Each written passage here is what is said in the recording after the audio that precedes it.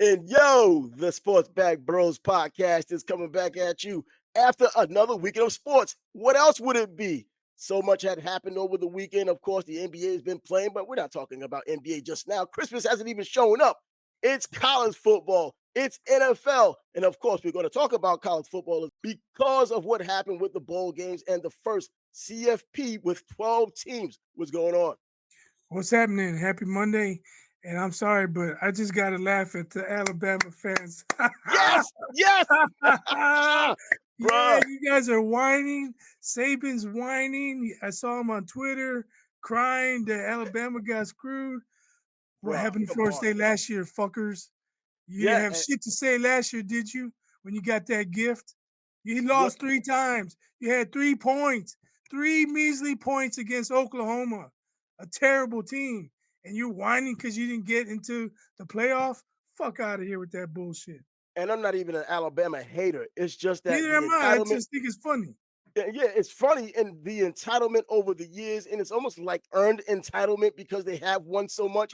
This is the first year without Nick Saban. The ball comes in. I'm thinking it's going to be something offensive, and then that Oklahoma game at the end of the season lets you know there isn't too much offense going on. We only got 3 points. That's supposed to be his specialty.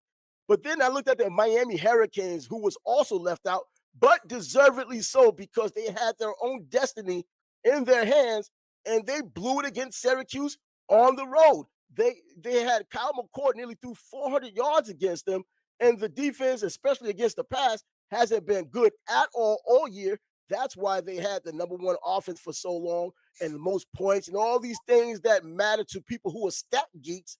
But the thing that matters most, get into the playoffs, the first 12 team playoff, being the champ for the first time in the ACC, didn't happen. And they got what they deserved. But I needed them to get in before Alabama did. Now, if Alabama had gotten in and Miami didn't get in with 2 losses, we knew what it was. People talk about Right. this Southeastern Conference bias, but you have 4 Big Ten teams in there. Yeah, but if you look at those Big Ten teams, they didn't have terrible losses like Alabama did. Or you mentioned Miami losing to Syracuse. I don't know if that's a terrible loss, but they got to do something on the defensive side of the ball down there in Coral Gaines, man. Oh, bro, what a mess it was in Miami this year when it came to that secondary, when it came to the pass rush that became non-existent nearly halfway through the season. They were getting pressure in the first game, but then we realized how bad the Gators were. But then the Gators kind of had a resurgence toward the end of the season and gotten themselves bowl eligible and now in the bowl as well. Miami just didn't have the defense at all. You would think with all of those athletes. Now I'm starting to get on not the bandwagon, but kind of looking side-eyed at Mario Cristobal. You didn't get it done at Oregon. You kind of got it done down at FIU, but now you're at Miami. You have the talent, you have the backing with the new environment of NIL. John Ruiz bank rolling a lot of what's going on, the billionaire. And this is what we get. We got the quarterback we needed to get, but everything else just wasn't ready for him this year. Yeah, when you try to outscore everybody, some days you're going to come up a little bit short. And unfortunately for the Canes, they came up short against Syracuse. Yep. And you know what? They should have lost against Georgia Tech, especially in light of what happened the previous season in Miami and this revenge factor that was supposed to have been going into the season against Georgia Tech and Atlanta this time. And nothing. You blew it again. And they ran on you. They didn't even have to throw this time. They just ran over and over the same play, a little bit of misdirection, actually, a lot of misdirection. But man for man, they just ran over you over 250 yards rushing against Miami's defense, and Miami had nothing to say about it. Now, going back to what you were saying about the Big Ten teams, we look at a team like Indiana. What good win did they have? They had a loss against Ohio State, but they didn't have good wins. And then you look at other teams that Penn State, they had their losses, but where were the good wins? It's just that I don't think the Big Ten was bad this year because they had some quality teams, but I don't think any team was, even as an undefeated Oregon team at number one. I'm not going to say they shouldn't be number one, but watching them, the eyeball test, you know, it looks like I've seen better teams. I can't even say Georgia because we never know which Carson Beck we're going to get, but Georgia looks like a better team. Texas looked like it might have been a better team because they have a more reliable quarterback.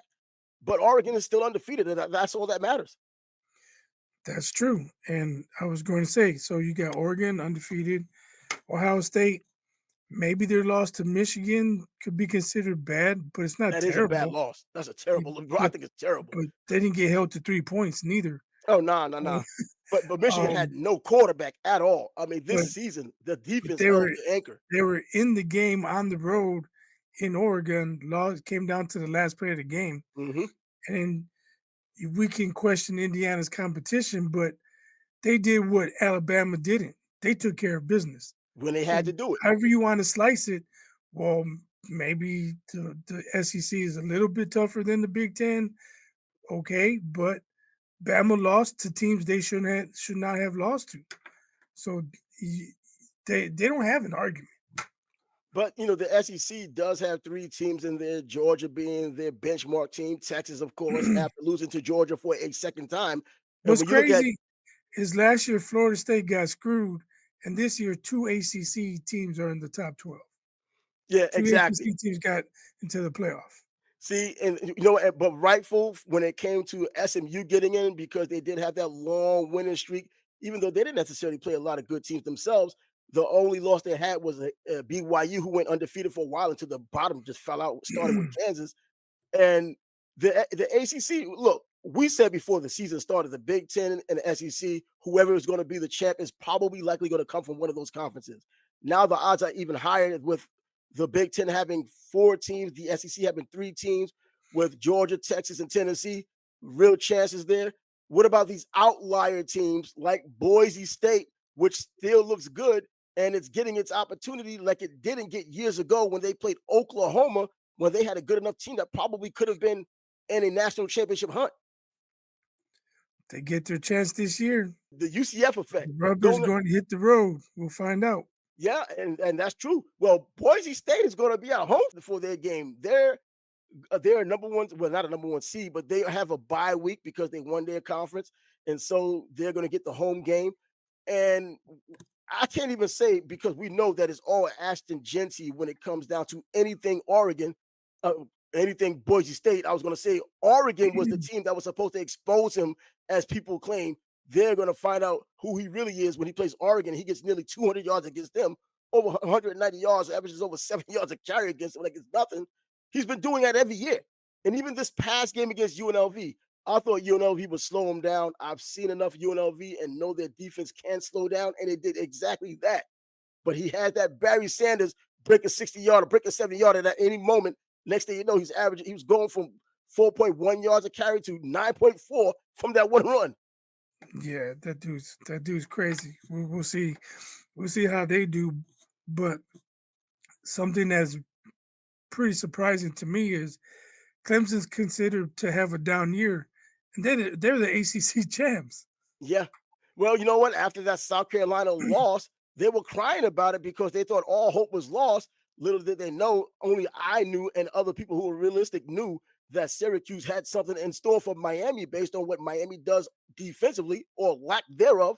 And that was the upset lied, and it opened the door for them. They did, to their credit, they took advantage of that second chance that they had at an ACC championship and getting into the playoff and being significant doing it, being a conference champ. Yeah, I didn't see the final score, but I saw Clemson was up 21-7 on SMU. So I don't think the game was all that competitive. No, it wasn't that competitive, but SMU came back, like a lot of teams like Penn State came back against Oregon and made it look a little bit more competitive than it was. But the team that won, and they're in the position they're in. But, SMU, I think, deserved it. When I was looking, I knew that Miami wasn't getting in. I wanted Alabama not to get in. Not that I'm an Alabama hater, but it kind of like people talking about this bias with the SEC, which sometimes you can think it is. But with Alabama not going in, hey, we saw something that turned out to be untrue for the most part, at least this season. You say Nick Saban's complaining and probably crying, and he came up with all these scenarios and different stories. But you look at the last couple of games, you played against a sub 500 Auburn team that's part of your Iron Bowl rivalry. You played Mercer, and then you got blown out on the road against Oklahoma with Jackson Arnold as the quarterback, who's no longer the quarterback. He's entering the portal himself. So you have, and then you It lost to reminds Vanderbilt. me. It reminds me of like the participation trophy generation, the timeout generation. Saban saying, well, maybe they shouldn't schedule tough out of conference games. No, how about you win the games you play? Yeah. You know, let's not schedule easy games. Win the games you play. You know, you have an opponent almost every week, a bye week here, a bye week there. When you play on Saturday, or if it's a Friday night, whatever day of the week is, handle your business. Then they can't quote screw you.